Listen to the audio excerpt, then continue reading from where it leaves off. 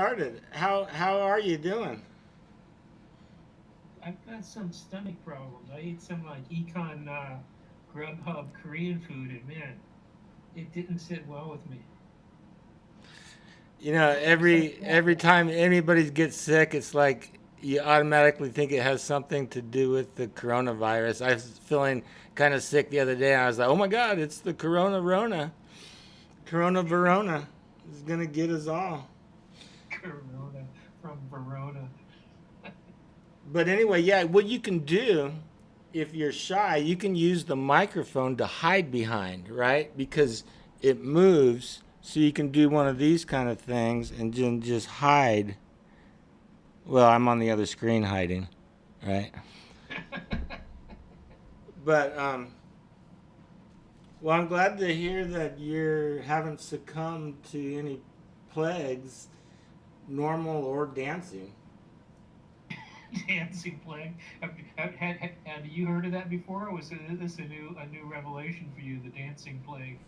I had not heard of it before, and I thought that I had stumbled on something amazing, but it turns out everybody knew about it. I don't think everybody know about it. It's a pretty obscure little incident in history. They're probably trying to keep it quiet. It's like this is this is too embarrassing. Yeah. Well, it is weird. What I thought we could do, though, is if we could talk about. I wanted to talk about the defenestration of Prague because I learned a new word. Um, but then maybe we can get back around to the dancing plague because there's some great stuff there. The lady who started it all, um, you know, they have her name. You know how they have like a ground zero for the beginning of a plague? They have the ground zero for the beginning of the They actually dancing. they have the first lady who went out dancing. I had no idea. I guess I didn't know as much as I didn't know a lot. I knew about the dancing plague. I read it in my history books, and everybody's like, we don't know what was going on, but Yeah, it was July of 1518. Her name was Frau Trophea, and the story is she just started dancing, but there's a backstory to it that she was disobeying her husband, not for dancing. He didn't say, don't dance. He said, you need to go pluck that pheasant. And she didn't want to. And then that's where all hell started loose. She started dancing. Everybody, joined her, and 15 people a day were dying. and the pheasant was sitting on the side watching them. I don't know. Thanks. I lived to see another day. Or maybe the pheasant was already dead. I don't know. Yeah, well, 1518 was a rough year in Strasbourg, though, because they had famines, they had a real plague, um, so they had some bad stuff going on. So I guess the whole footloose thing was, just only way to combat crazy is more That, crazy. that was what? Yeah, I wonder if it was for like what do you call it?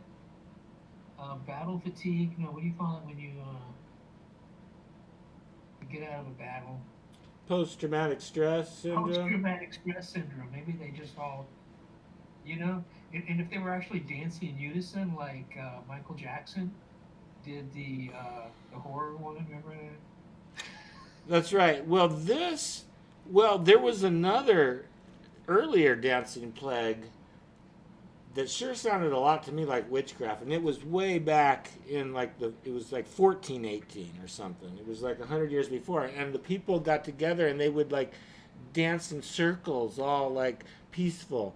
But the 1518 dancing plague wasn't like that. It was a rave, right? And people would just It- boogie in till their feet fell off. yeah. So And it was then like rave, you know. So I what? mean, it could have been LSD or something. It They could were have been doing something. some type of hallucinogenic that they ingested, or the spontaneous, um, you know, And it was like a plague because people, why would you join people that are all crazy dancing their feet off? Oh, I'm going to go do that. No, it was like something where it was a mass hysteria. But it leads to the cure, right? Because the cure, after years, I don't know why they just didn't burn all these people as like for witches, but they didn't.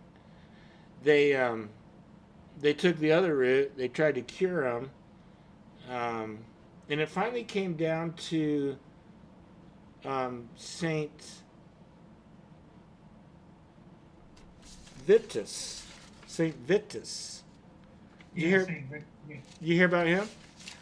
So Saint Vitus was a whole story. We could do a whole story on him. That was crazy. He was a saint, but it was kind of like more because you have to do a miracle to be a saint, right? So after he got boiled to death, they went back and said, well, when he was a baby, they dipped him in tar and threw him to hungry lions, and the lions cleaned him up and befriended him. So that was the miracle. It was like kind of like a miracle after the fact. We need a miracle for this dude. Let's go back to when he was born. Yeah, it was a miracle before the fact. Yeah, let's take it, which is even before he was like converted or something, right? It was he was a baby. Yeah, he was It was just a baby. pre-made miracle. But the dancing and the red shoes, it all has to do with Saint Vitus. And it turns out About the that red shoes, I don't know about the red shoes. yeah, that's the weird thing. The dancers had to wear these little red shoes and pray to Saint Vitus, and then they were finally cured. That's what cured them. The red shoes, The red shoes and like praying. Dorothy, like Dorothy in Wonderland, or There's a Dorothy lot in of there's a lot of red shoes references because okay, to start with, the Pope wears red shoes, right? But the he wears dancing red slippers. red slippers, that's what they wore. And there was something with red shoes and dancing because remember in the movie Footloose, the lady had the red cowboy boots. I don't know. But anyway, it turns out that this Saint Vitus is the patron saint for Of red dancers. shoes. Well, pretty much for dancers, for entertainers. He's almost like a Joker saint. He's like, yeah, you can look it up. He's the patron saint for stand-up comedians, or as they call them back in the Man, so how do you say earlier. it? Vitus? I think it's Vitus. Vitus? Vitus? Wow. There's a bite named after it. But see, he was early on, and the Romans were still persecuting Christians, and he got boiled to death. That would be my favorite martyrdom. It's right up there with being burned. That'd be. I think I. I don't know, man. I don't know. The thing with the burning is people didn't realize that it was an all morning affair. That they tied you to the stake, and you were going to be executed, so you weren't supposed to have been tortured first, but they tortured Anne Askew first anyway. Yeah. But they would lay out the kindling, right? So you slowly um, slow roast charcoaled yourself, and the skin would begin to burn and fall off your legs first. It took a long time, and you were literally, when they say burned alive, they meant it because you were alive. You didn't just die because you were being burned, and it went on for like Yeah. 4 hours.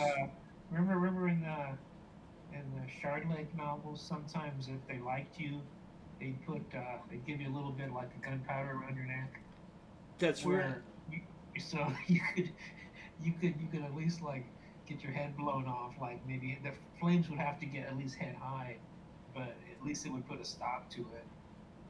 But the That's thing right. is, Yeah. well, But what's really tragic for these people is that, I mean, they're going to hell afterwards, right? It's not like, oh my right. God, this is awful. I'm being burned to death, and then you die, and then you burn forever.